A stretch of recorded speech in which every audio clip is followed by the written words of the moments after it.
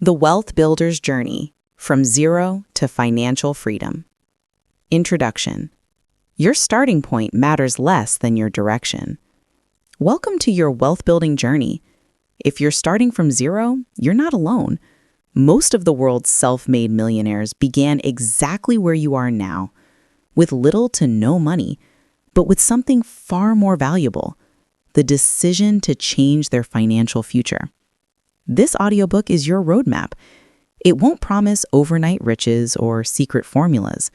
Instead, it offers something better: a proven, systematic approach to building real, lasting wealth, regardless of your starting point. Chapter 1. The Wealth Mindset. Rewiring your financial brain. Understanding the poverty trap. Before we discuss strategies, we must address the most critical component of wealth building: your mindset. Your relationship with money was formed long before you picked up this audiobook. It was shaped by your parents, your community, your experiences, and the stories you've told yourself about what's possible. The poverty mindset isn't about how much money you have, it's about how you think about money. It views wealth as finite, sees opportunities as threats, and believes that financial success requires luck or connections you don't have. This mindset is your greatest obstacle. The abundance mentality. Wealthy people think differently. They see money as a tool, not a goal. They understand that wealth is created, not just earned. They view setbacks as lessons and see opportunities where others see obstacles. Begin today by examining your money beliefs. When you think about wealthy people, what emotions arise? Admiration, resentment, envy? Whatever you feel about wealth, you'll unconsciously sabotage your attempts to achieve it. Replace scarcity thinking with abundance. This doesn't mean ignoring reality. It means recognizing that value can be created, that skills can be learned, and that your current circumstances are temporary. The delayed gratification principle. The famous Stanford marshmallow experiment revealed a profound truth. The ability to delay gratification predicts future success better than almost any other factor. Wealth building requires saying no to today's pleasures for tomorrow's freedom. This doesn't mean living miserably. It means being intentional. Every dollar you spend is a dollar that can't compound into future wealth. Every hour you spend on entertainment is an hour you can't invest in learning valuable skills. Chapter 2. The Mathematics of Wealth. Understanding the numbers. The power of compound interest. Albert Einstein allegedly called compound interest the eighth wonder of the world. Whether he said it or not, the principle holds true. Compound interest is your most powerful wealth building tool. Here's why. When you invest money, you earn returns. When you reinvest those returns, you earn returns on your returns. Over time, this creates exponential growth. Consider this example. If you invest $200 per month starting at age 25, earning an average 8% annual return, by age 65, you'll have approximately $622,000. But if you wait till 35 to start, investing the same amount with the same returns, you'll only have $283,000. That 10-year delay cost you $339,000.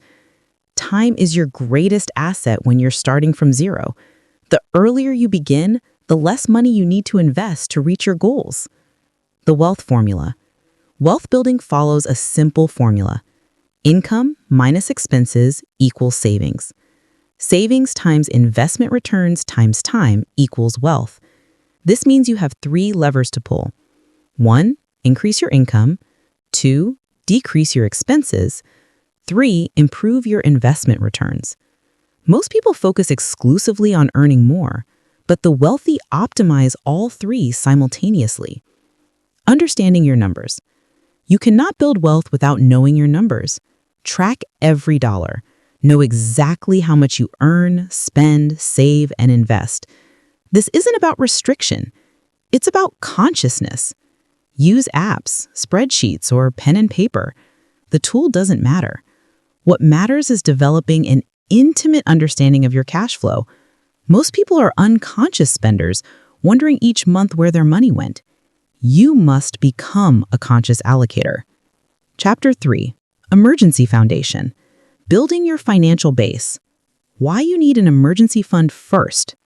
Before investing, before starting a business, before anything else, you need an emergency fund. This is non-negotiable. Life is unpredictable. Cars break down, people get sick, jobs get lost. Without an emergency fund, these inevitable events become financial catastrophes that derail your wealth-building plans. Your emergency fund isn't an investment, it's insurance against forced debt. When emergencies arise without savings, you turn to credit cards or loans, which charge interest rates that erase any investment gains you might make elsewhere. How much you need? Financial experts typically recommend 3 to 6 months of essential expenses. If you're starting from zero, this might seem impossible. Don't let perfect be the enemy of good. Begin with a micro emergency fund of $1,000. This covers most minor emergencies, a car repair, a medical copay, a broken appliance. Once you have this cushion, methodically build toward 3 months of expenses. Calculate your true essential expenses: housing, utilities, food, transportation, insurance, and minimum debt payments. Multiply by 3. That's your initial goal. Where to keep your emergency fund? Your emergency fund should be safe, liquid, and separate from your daily spending account. High-yield savings accounts are ideal. They earn modest interest while remaining instantly accessible. Do not invest your emergency fund in stocks, cryptocurrencies, or anything volatile. The purpose isn't growth, it's stability. When you need emergency money, you need it immediately and predictably. Chapter 4. Debt, your wealth-building enemy. Good debt versus bad debt. Not all debt is equal. Understanding the difference between good debt and bad debt is crucial. Bad debt finances consumption, things that lose value over time. Credit card debt, payday loans, auto loans for cars beyond your means, and personal loans for vacations or luxury items fall into this category. Bad debt typically carries high interest rates and purchases items that don't generate income or appreciate in value. Good debt finances assets that appreciate or generate income, a mortgage on a property that increases in value, student loans for education that significantly increases your earning potential, or business loans that fund profitable ventures can be considered good debt if used wisely. But even good debt isn't ideal when starting from zero. Your first priority is eliminating bad debt entirely. The debt avalanche versus the debt snowball method. 2 popular strategies exist for eliminating debt. The debt avalanche targets debts with the highest interest rates first. Mathematically, this saves the most money. List all debts by interest rate, make minimum payments on all, and throw every extra dollar at the highest rate debt until it's gone. Then move to the next highest. The debt snowball targets the smallest balances first, regardless of interest rate. This provides psychological wins. Eliminating a debt, any debt, creates momentum and motivation. Each paid-off balance frees up minimum payments that you can redirect to the next debt, creating a snowball effect. Choose the method that matches your personality. If you're highly logical and disciplined, use the avalanche. If you need motivational wins to stay committed, use the snowball. Avoiding new debt. While eliminating existing debt, you must simultaneously avoid creating new debt. This requires ruthless honesty about needs versus wants. Cut your credit cards if necessary. Use cash or debit cards only. The psychological pain of handing over physical money or watching your account balance decrease in real time creates natural spending restraint. Remember, every dollar you pay in interest is a dollar that can't compound into future wealth. Credit card interest rates of 20 to 25% means you're running on a financial treadmill, working hard but getting nowhere. Chapter 5. Increasing your income, the fastest path to wealth. Why income matters most early on. When starting from zero, You can only cut expenses so much. There's a floor to frugality. You need food, shelter, and basic necessities. But there's no ceiling to income. Increasing your income by even $500 per month, $6,000 per year, creates dramatic results. If invested at 8% annual returns, that additional $500 monthly becomes $373,000 in 30 years. Career capital, your most valuable asset.